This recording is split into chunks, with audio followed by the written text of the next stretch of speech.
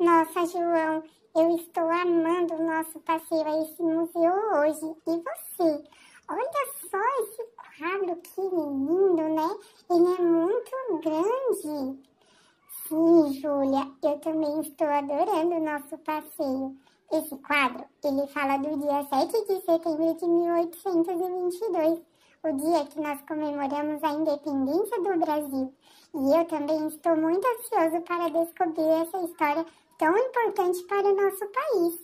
Ah, então vamos prestar bem atenção e anotar tudinho para o nosso trabalho de história. Sim, Júlia, tenho certeza que vamos aprender muito aqui hoje. Então vamos, João, vamos.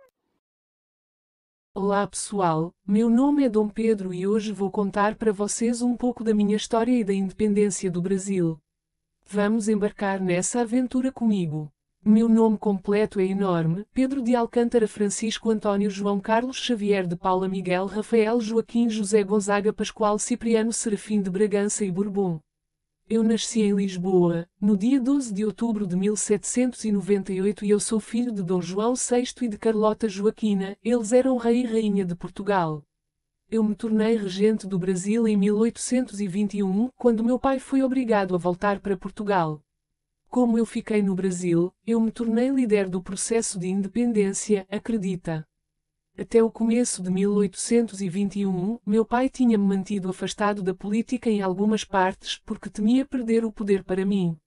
Mas esse nosso afastamento precisou acabar quando os portugueses decidiram que meu pai precisava voltar para Portugal.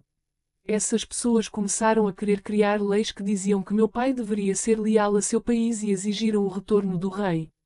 Como ele ficou com medo de perder o trono de Portugal, meu pai decidiu retornar para Lisboa, mas me deixou como regente do Brasil. Eu me tornei regente no dia 7 de março de 182 e no dia 23 de abril de 1821 meu pai determinou a quantidade dos meus poderes enquanto regente. Como eu era a pessoa principal na política, me tornei o líder do movimento de independência, sendo apoiado pelas pessoas mais importantes que defendiam a liberdade do Brasil em relação a Portugal. No entanto, essa situação levou um tempo para acontecer, porque essas pessoas e nem eu pensávamos em ter a famosa independência. O objetivo principal era manter os benefícios e a abertura que tinham sido conquistados durante esse período. Mas, o desgaste na relação entre os portugueses e brasileiros fez com que acabasse o relacionamento entre eles. E em setembro de 1821, por exemplo, os portugueses exigiram o meu retorno. Minha esposa Maria Leopoldina e a parte dos meus amigos brasileiros conseguiram me convencer a permanecer aqui. Em 9 de janeiro de 1822 eu anunciei minha permanência no Brasil e esse evento ficou conhecido como Dia do Fim. Daí em diante o processo de separação se acelerou e as brigas entre Brasil e Portugal aumentou. Então, em 7 de setembro de 1822 veio a separação definitiva. Eu estava em viagem para São Paulo e no trajeto próximo ao Riacho do Ipiranga recebi uma carta assinada por minha esposa e por José Bonifácio, meu conselheiro pessoal, com as novas ordens enviadas por Portugal. Eles exigiam meu retorno para Lisboa. Eu aproveitei a situação para declarar a independência do Brasil neste momento. Então eu ordenei aos meus soldados que me acompanhavam que jogassem fora os símbolos portugueses que levavam nos uniformes. Em seguida gritei: independência ou morte, e a partir desse momento o Brasil não era mais colônia de Portugal. Logo após a independência, o Brasil continuou a ser governado por um rei ou um imperador, mas estávamos livres dos poderes de Portugal. Infelizmente não foi somente com o grito de independência que tudo foi resolvido, quem dera tivesse sido tão fácil. A declaração de independência foi recebida positivamente por muitos, mas não por todos. As províncias do Pará, Bahia, Maranhão e da Cisplatina mantiveram-se fiéis a Portugal, e isso deu início ao que vocês conhecem hoje como Guerra de Independência do Brasil, composta por conflitos travados isoladamente em cada província e que se estenderam até 1824. Todas as províncias foram conquistadas pelas tropas brasileiras e eu garanti o controle sobre todo o território brasileiro. Depois da derrota da resistência, Portugal aceitou negociar o reconhecimento da independência brasileira por mediação realizada pelos ingleses. Obviamente tivemos resultados tanto positivos quanto negativos e eu vou contar para vocês. Com a independência do Brasil, o país tornou-se soberano e nos organizamos com uma monarquia. Na América do Sul, o Brasil foi a única monarquia, pois as outras nações organizaram-se como repúblicas. Eu fui coroado imperador e nomeado como Dom Pedro I em 1º de dezembro de 1822. Com isso, foi inaugurado o primeiro reinado de 1822 a 1831. Uma consequência negativa da independência foi o endividamento do país, já que Portugal cobrou 2 milhões de libras do Brasil como indenização. História legal, né? Ainda tem muito por vir. Agora que vimos um pouco sobre mim, vou deixar meu amigo se apresentar e contar sobre ele. Olá, deixe-me apresentar. Eu sou Pedro Américo de Figueiredo e Melo, mais conhecido como Pedro Américo. Eu nasci na cidade de Areia, no estado do Paraíba, em 1843. Aos 12 anos, minha família e eu mudamos para o Rio de Janeiro, onde passei a estudar e deu-se início à minha trajetória, onde ao longo do tempo me tornei pintor, desenhista, professor, caricaturista, escritor, poeta, filósofo e doutor em ciências naturais. E hoje você vai conhecer um pouco mais da minha história e da minha principal obra, Independência ou Morte.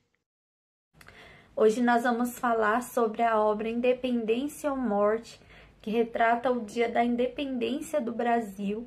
Mas antes nós vamos conhecer um pouquinho mais da história de Pedro Américo, que foi autor dessa obra.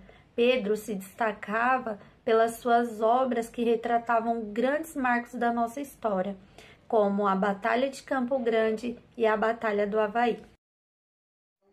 Pedro Américo de Figueiredo e Melo nasceu em Areia, no estado da Paraíba, em 29 de abril de 1843. Sua família tinha poucos recursos e uma ligação forte com o mundo das artes. Seu pai foi um músico violinista. Seu irmão, Francisco Aurélio de Figueiredo e Melo, também foi um pintor muito conhecido no século XIX. A forte influência da família com a arte e o apoio de seu pai contribuíram para que Pedro desenvolvesse o seu talento para a pintura, que ele já demonstrava desde a infância. Aos 9 anos, foi convidado por Louis Jacques Brunet para viajar pelo Nordeste, realizando trabalhos artísticos, o que abriu portas para a mudança da vida de Pedro Américo. Pedro estudou no Colégio Pedro II, no Rio de Janeiro, e relatos contam que ele foi um aluno muito dedicado. Em 1854, ele foi aprovado na Academia Imperial de Belas Artes, AIBA. No século XIX, foi a instituição artística mais importante no Brasil. Sua dedicação fez com que Pedro ganhasse uma viagem totalmente financiada pelo imperador Dom Pedro para a Europa. Porém, com a condição que ele mandasse para o Brasil os trabalhos feitos por ele, para que assim fosse constatado os seus avanços. Em Paris, Pedro se matriculou na Escola de Belas Artes. Além de artista, ele era um erudito e no período que esteve em Paris, estudou física, arqueologia e bacharelou-se em ciências sociais na Sorbonne, na França. Em 1864, retornou para o Brasil a pedido do imperador, onde participou de um concurso para se tornar professor na AIBA. Foi nomeado professor, mas em 1865 ele retornou para uma viagem pela Europa e pelo norte da África. Em 1868 se tornou doutor em Ciências Naturais pela Universidade de Bruxelas e vivia das pinturas que produzia e vendia. Em 1870 retorna para o Brasil, já casado com Carlota de Araújo Porto Alegre.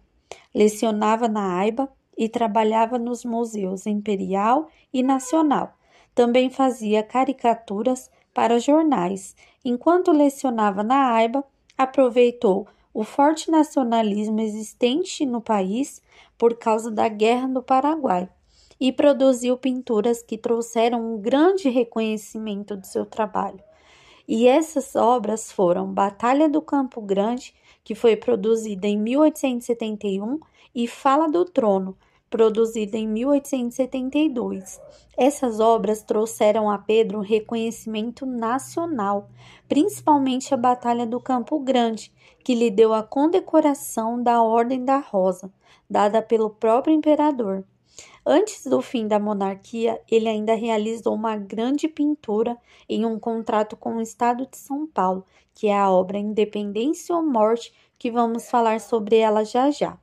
Em 1890, Pedro Américo assumiu a posição de deputado, porém sua atuação foi bem limitada devido à sua situação de saúde. Em 1894, Pedro se mudou para Florença e lá viveu seus últimos anos. Ele faleceu em 7 de outubro de 1905, na cidade italiana, vítima de cólica de chumbo, uma doença causada pelo contato contínuo com tintas altamente tóxicas. Seu corpo foi sepultado em areia. Agora que vocês já conheceram meu amigo Pedro, vou contar para vocês as verdades e mentiras sobre o quadro que eu pedi para ele pintar. Vou confessar umas verdades que talvez vocês não saibam do quadro Independência ou Morte que encomendei a Pedro Américo. Podemos reparar que há um número muito grande de penágios e oficiais, o que não era uma realidade da época de 1822 no dia da independência, pois a guarda do imperador só foi organizada meses depois.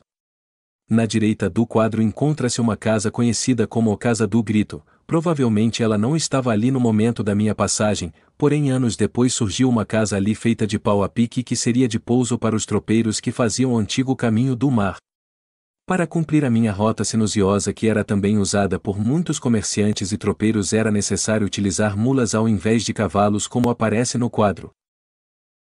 Eu não estava muito animado para atos de bravuras pois estava com dor de barriga que obrigava a minha tropa a parar diversas vezes. Provavelmente se não fosse essa minha dor de barriga, o grito do Ipiranga não aconteceria no Ipiranga e sim mais adiante.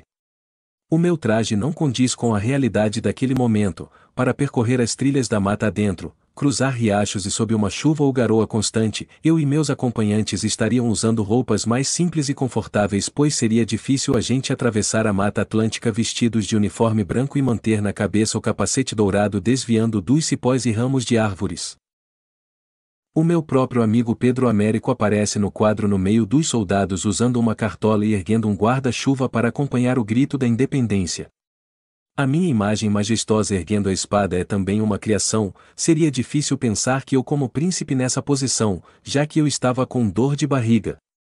No canto esquerdo Populares observava tudo, um carroceiro conduzindo um carro de boi carregado de toras de madeira, um homem negro a cavalo mais a fundo conduzindo um jumento com cestos grandes, visivelmente separados de mim indicando que a independência foi um movimento da elite e o povo estava à margem dela.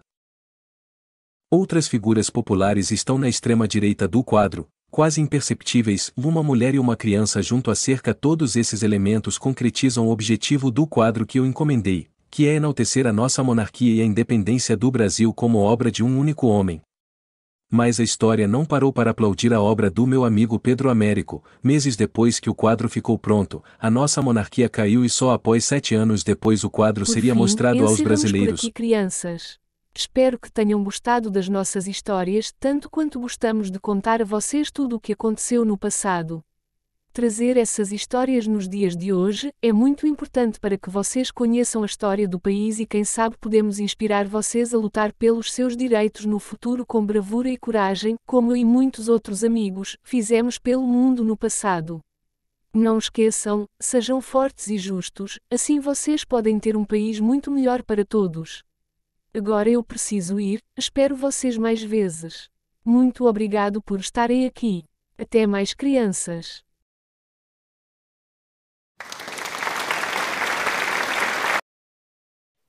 Quanta informação importante!